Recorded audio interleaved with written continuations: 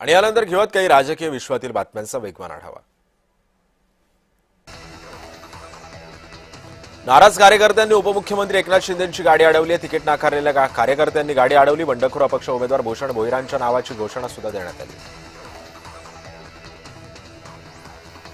मुंबईकरांसाठी आज भाजप, शिवसेना आणि रिपाईंचा वचननामा जाहीर करण्यात आला।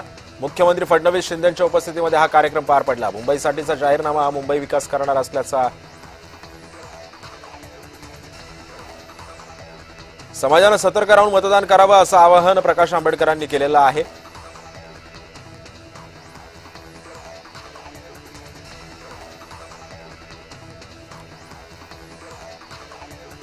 मुंबईकरांसाठी आज भाजप, शिवसेनेचा आणि रिपाईंचा वचननामा जाहीर झाला।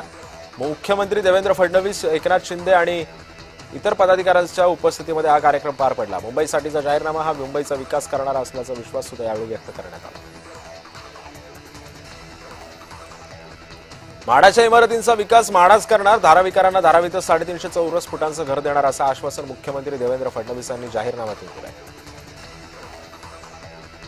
धुळ्यामध्ये राष्ट्रवादी काँग्रेस पक्षाच्या एका पदाधिकाऱ्यानं भाजप आमदार अनुप अग्रवाल यांची कॉल रेकॉर्डिंग व्हायरल केलेली आहे। या व्हायरल केलेल्या कॉल रेकॉर्डिंगच्या माध्यमातून एमआयएम आणि भाजपचं साटलोटा असल्याचा प्रत्यक्ष दावा करण्यात आला।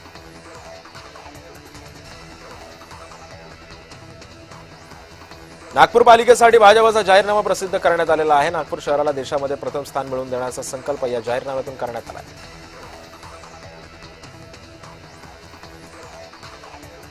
जालना महानगरपालिका निवडणुकीमध्ये ब्राह्मण समाजाचा भाजपवरती बहिष्कार असल्याची अफवा सोशल मीडियावरती व्हायरल झाली।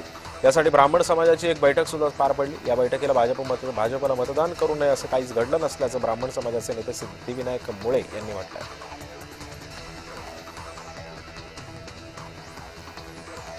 मालेगाव महापालिका निवडणुकीमध्ये भाजपकडून वचननामा प्रसिद्ध करण्यात आला। भूमिपुत्रांना रोजगार, वीज, पाणी स्वस्त करणार, भुईकोट किल्ला अतिक्रमण मुक्त, लँड जिहाद कारवाई, शहरातील धूळ वाहतूक कोंडी मुक्त, शहरासाठी नाट्यगृह महत्वाच्या विषयांवर भाजपनं आश्वासनं सुद्धा दिली आहेत।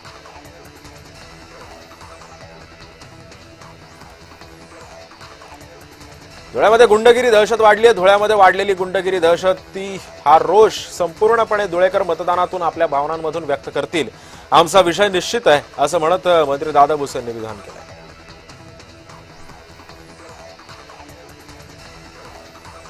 पनवेलमध्ये पैशांच्या जीवावर उमेदवार फोडून भाजपचे बिनविरोध नगरसेवक निवडून आलेत। भाजप बलात्कारांना पाठीशी घालतंय। भाजप बलात्कारी जनता पार्टी असा घणाघात काँग्रेसचे प्रदेशाध्यक्ष हर्षवर्धन सपकाळ यांनी भाजपवर केला।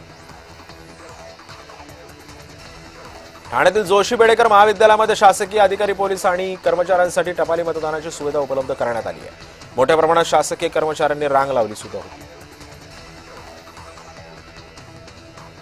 मुंबई महानगरपालिका निवडणुकीच्या प्रचारातील शेवटच्या रविवारी वर्सोवा विधानसभेतील प्रभाग क्रमांक 59 मध्ये अपक्ष उमेदवार सचिन शिवेकर यांनी जोरदार शक्ती प्रदर्शन केलं।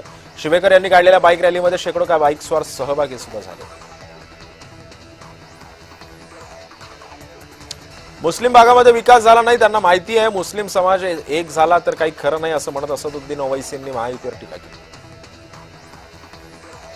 अजित पवार आणि शरद पवार एकमेकांच्या समोर हात जोडून उभे असल्याचे बॅनर लावण्यात आलेत। या बॅनरवर फक्त अजित पवार, शरद पवार यांचेच फोटो आहेत। संकल्पामध्ये 7 पुन्हा अशी सुरुवात करून प्रचाराचं वाक्य सुद्धा बॅनरवरती लिहिलेलं आहे।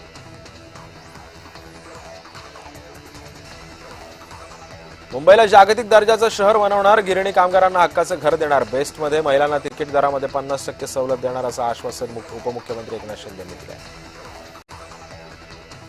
प्रभाग क्रमांक 4 चे शिवसेना शिंदे गटाचे उमेदवार नाना बागोल यांच्या एका समर्थकाने उल्हासनगर 3 मध्ये सचदेव नगरमध्ये प्रचार करण्यासाठी आलेले असताना डी बिल्डिंग येथील भिंतीवर वंचित बहुजन आघाडीचं लावलेलं स्टिकर फाडण्यात आलं। घटना सीसीटीव्हीमध्ये कैद झाली।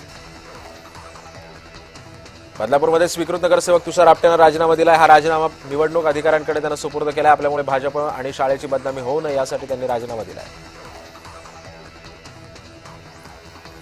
पुणे महानगरपालिका निवडणुकीमध्ये शिवसेनेनं मोठी ताकद लावली। वाघोली खराडी भागातील उमेदवार शांताराम कटकेंनी परिसरामधील सोसायटीमध्ये प्रचाराचा धडाका सुरू केलाय। रॅली काढून शक्ती प्रदर्शन करण्याऐवजी शिवसेनेकडून प्रचाराची वेगळी रणनीती राबवत असल्यानं छुप्या पद्धतीने प्रचार केला जातोय असं सुद्धा सांगण्यात येत आहे। महापालिका निवडणुकीमध्ये जनता बंडखोरांना जागा दाखवेल। पक्षाशी गद्दारी करणाऱ्यांसोबत जनता जाणार नाही। महायुतीचे उमेदवार मोठ्या फरकाने या निवडणुकीमध्ये निवडून येतील असा विश्वास सुद्धा गुलाबराव देवकर यांनी व्यक्त केला।